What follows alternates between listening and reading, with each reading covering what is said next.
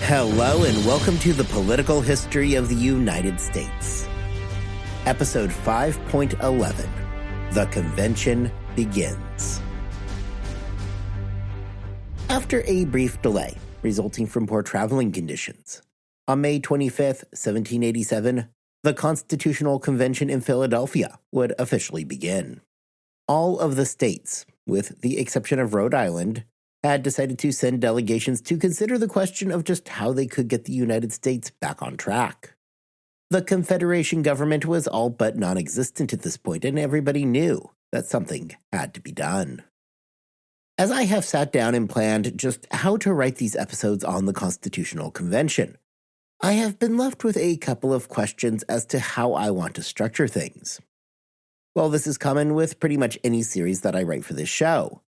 Where I struggled here was where to talk about the expectations of everybody going into the convention, especially when it comes to the ultimate inevitability of the creation of the federal constitution. On the one hand, I think there is a good argument that this would all make sense as the conclusion, something that could synthesize all that we're about to embark upon. On the other hand, a discussion of the subject could also prove beneficial at the start of our series, as a way to better frame the thinking of the convention's delegates. Ultimately, I decided that we are going to lead off with a discussion of the forces that were basically driving the delegates to succeed. I think that by going in this direction, we're going to be able to better understand what the real battles actually were, and not get too bogged down. I, as I'm guessing many of you are, am a product of the U.S. school system. The way the Constitutional Convention is most often taught in the United States is that it was some amazing and unlikely feat that the Constitution ever got signed at all. One of the most famous and well-read books on the convention is named Miracle at Philadelphia by Catherine Dinker Bowen. I, to be clear, am not setting this out here to be critical of Bowen's work. The book is one of the ones that I'm using to write these episodes. But rather, I want to discuss exactly what the miracle of the convention really was. That the federal constitution emerged from Philadelphia was not exactly surprising. Quoting a line by historian John Fairling here that I really think hits the point. He writes that, "Success was uncertain, but failure was unlikely." This line by Fairling hits at the crux of the question. Although it was not exactly clear what was going to emerge from Philadelphia in 1787, it was far more clear that something was going to emerge. The Confederation government was no longer functioning, and if there was any hope to save the country, then they had little other choice. The degree to which the Confederation was broken was not a surprise to any of the delegations either. This is most clearly evidenced by the fact that there was never really much of a thrust to attempt to save the Confederation. As a result of that nearly impossible task of achieving unanimous votes to amend the Articles, it was widely accepted that mere modification to the existing structure was never going to be an option. We have spent numerous episodes already this season discussing the difficulty that came with trying to pass the imposts, a feat which was never successfully accomplished. Now, with the assembled delegates wanting to seek out a far more radical redesign of the government, everybody understood that the changes were far too systemic to be addressed in mere amendments to the existing system. The delegates also understood that the convention had not come together easily. There was real animosity here between the states at this point for various reasons, some of which we have talked about, like Jay's Treaty regarding the navigation of the Mississippi, as well as issues that we have not talked about, but will in the coming episodes. Suffice it to say, there was a lot of bad blood building up between the states. Although interstate relations were not in a good place, failure to reach some kind of a compromise seemed equally unthinkable. Everybody understood that if they walked away and nothing had been done, it would be nearly impossible to convene another convention. The political energy required for a second constitutional convention simply did not exist.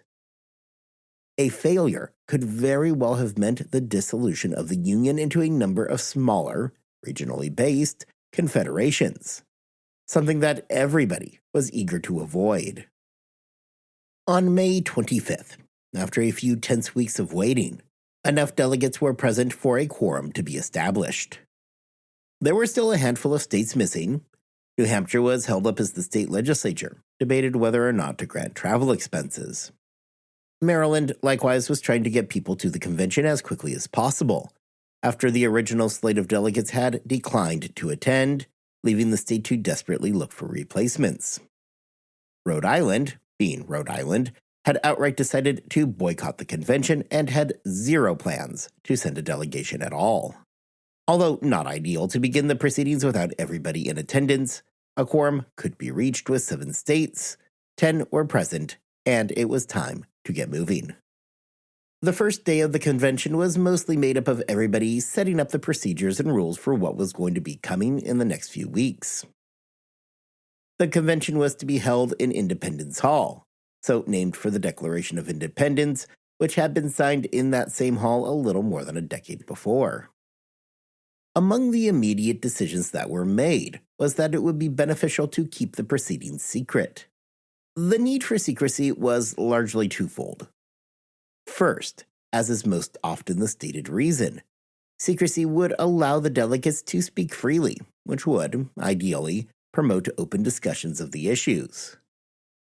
There is something to say for the truth of this.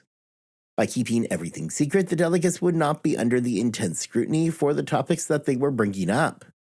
However, a second, often less discussed reason also did exist.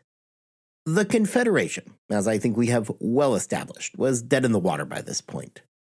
As it turns out, though, being dead in the water did not necessarily mean that it was unpopular. Although this may sound counterintuitive, after all, how can a government that essentially had ceased to operate remain popular? Well, let's consider that question. If men like Madison, Hamilton, or really much of the nationalist contingent got their way, significant power would be moved from the states towards the central government. If an individual's most direct representation came at the local level, specifically in the states, that meant that any such move to abandon the Articles of Confederation would necessitate a transfer of power away from the individual. There had been frustration in some states over the unwillingness of the states to consider the individual grievances of the population. Massachusetts is a prime example of this during Shays' Rebellion. However, Massachusetts aside, recall that many states did give into the demands of its citizens and participated in issuing paper money, or requiring that worthless Confederation money be accepted as legal tender. This ended up providing wide-ranging debt relief in many of the states. This is to say nothing of the fact that for many Americans, they were deeply attached to their republic. Are they literally not just thrown off an overreaching monarchy in Parliament? And now you want a more centralized government? No thank you. If the public was aware that the Articles of Confederation, ineffective as they may be, were now in mortal danger, there was a real concern that the public uproar would threaten to upend the convention. The other major decision made during that first day of the convention was perhaps the easiest of the entire convention. As it turns out, when George Washington shows up at your convention, you go ahead and elect him the presiding officer. This was never really much of a debate either, considering that not a single person was crazy enough to object to the general's appointment. It was Robert Morris who would nominate Washington to be the presiding officer. John Rutledge would then second the vote, and then pretty much everybody just got on board. The first several days of the convention were mostly busy work. Before the real heavy lifting of the convention could begin, ground rules had to be established. There were rules regarding when delegates could speak, for how long, and how often on a single topic. Further, rules of civility were put into place to ensure that the debates remained open and free from interruption. For those members who decided to violate these sacred rules of civil debate, there was a variety of punishments that Washington could hand down, in order to ensure that everybody remained in line. With the preliminary setting of the rules taken care of, the most pressing issue quickly became deciding exactly what they were actually doing there.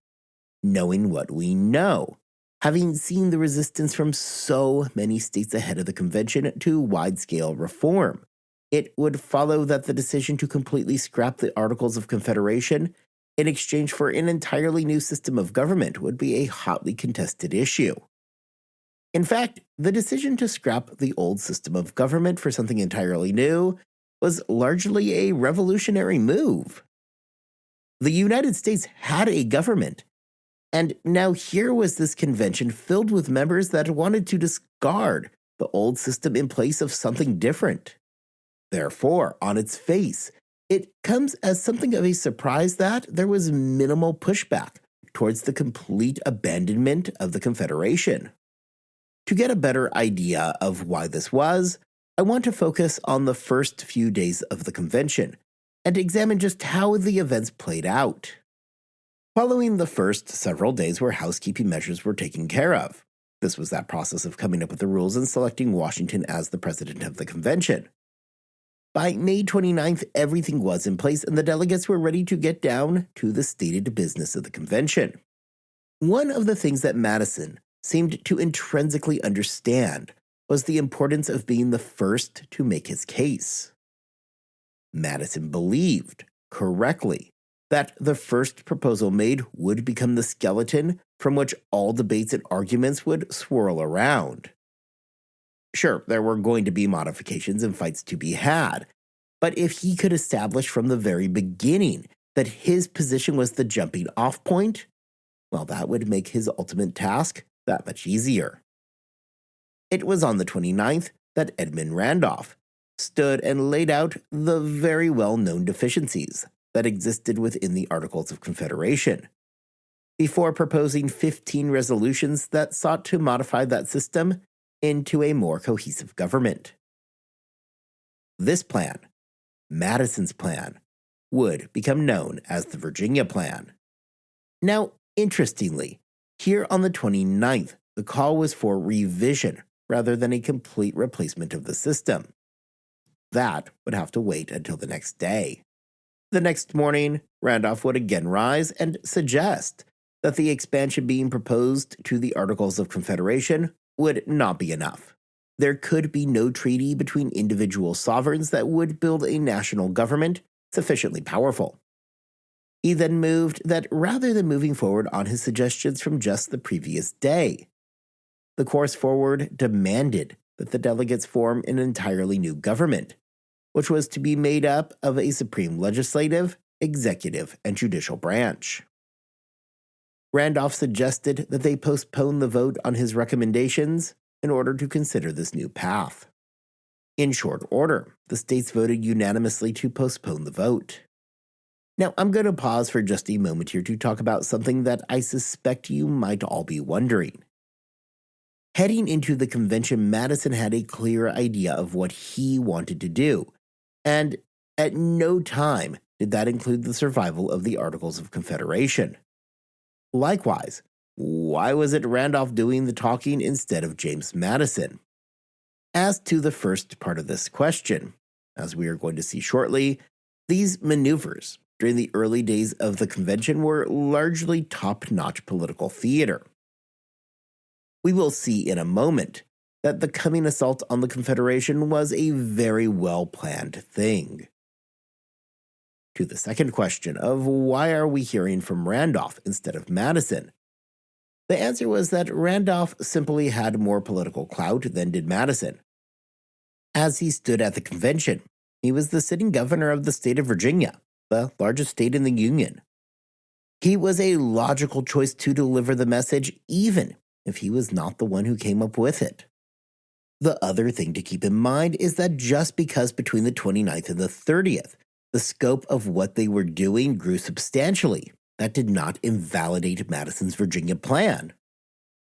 Although the convention quickly shifted from the expansion of the Confederation to its replacement, Madison's plan was still very much intended to provide the skeleton of the new system.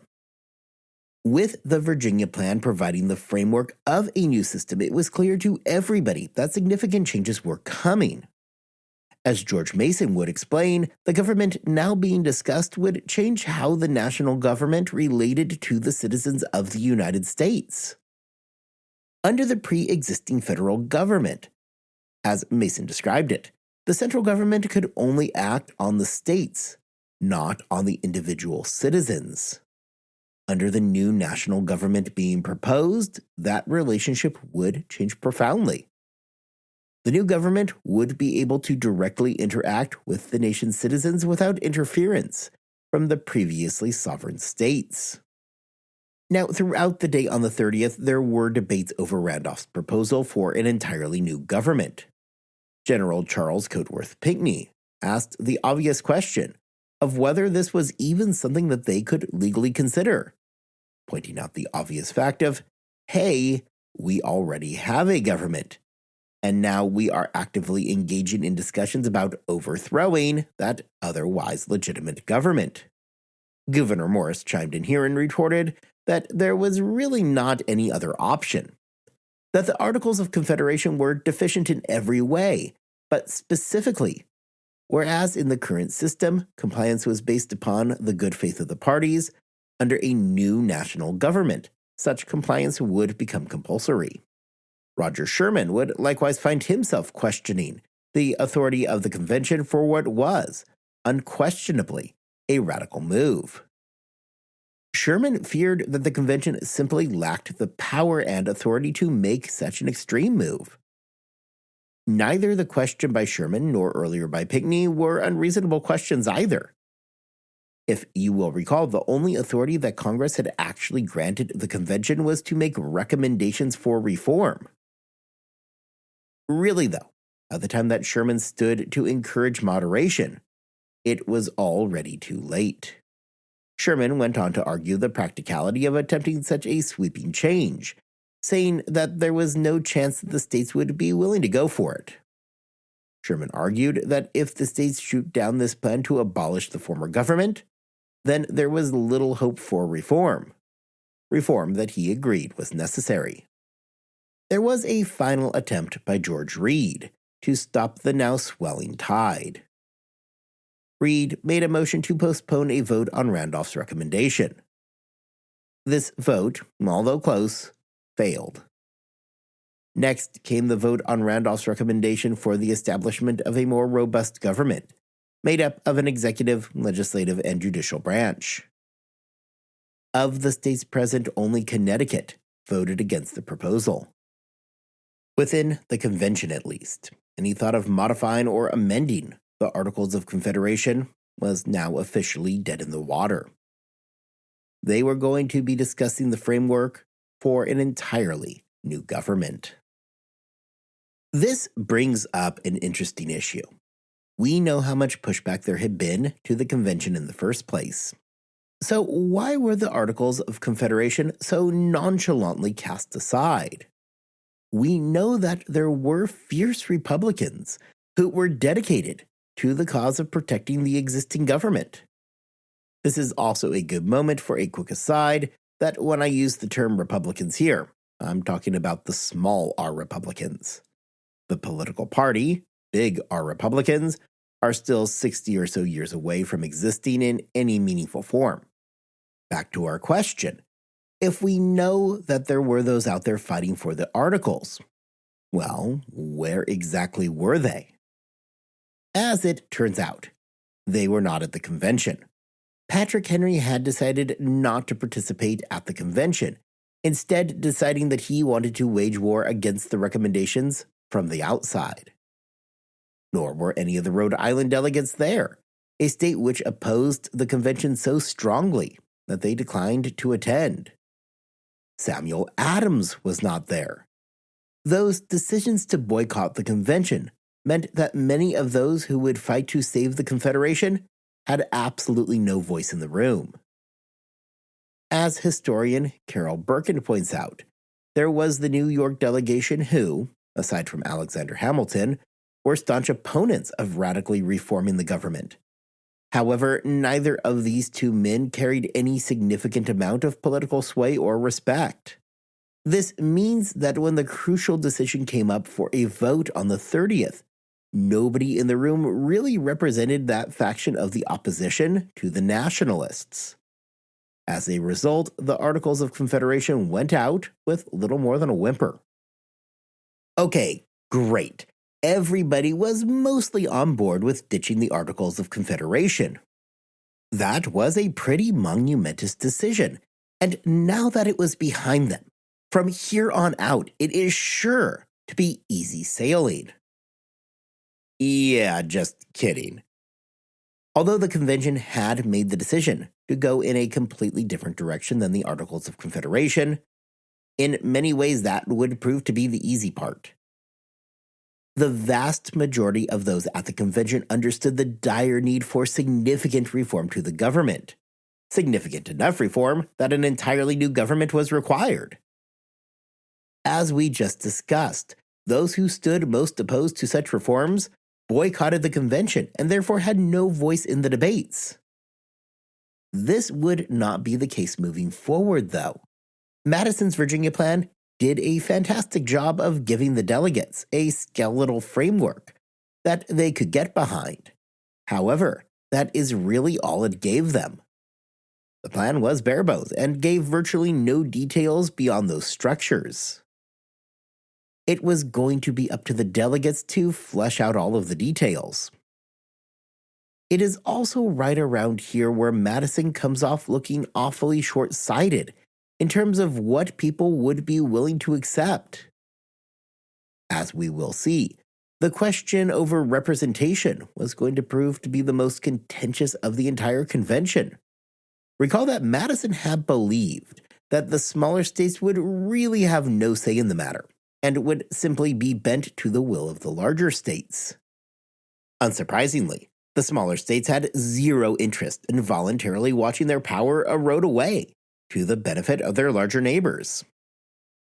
In the case of Delaware specifically, they had anticipated that there would be a push at the convention for proportional representation. Delaware's leadership was not terribly keen on this, considering that it would significantly reduce their own authority. Unlike Madison's predictions, though, that the smaller states would just get on board, because, well, reasons, Delaware had other ideas. Their delegates had been instructed that any threat to the current one state, one vote policy was going to be a non-starter. Although Madison had believed that, ultimately, the smaller states would cave into pressure from their larger neighbors, he never specifically stated exactly how that was going to happen, or what incentive they had to sacrifice such a substantial amount of their own authority. Part of the problem is that James Madison had zero interest in keeping with the one state, one vote rule. His plan called for a bicameral legislature. The lower house would be popularly elected, keeping with those Republican values that were so core to all the delegates, while the upper house would be selected by the state legislatures from delegates elected to the lower house.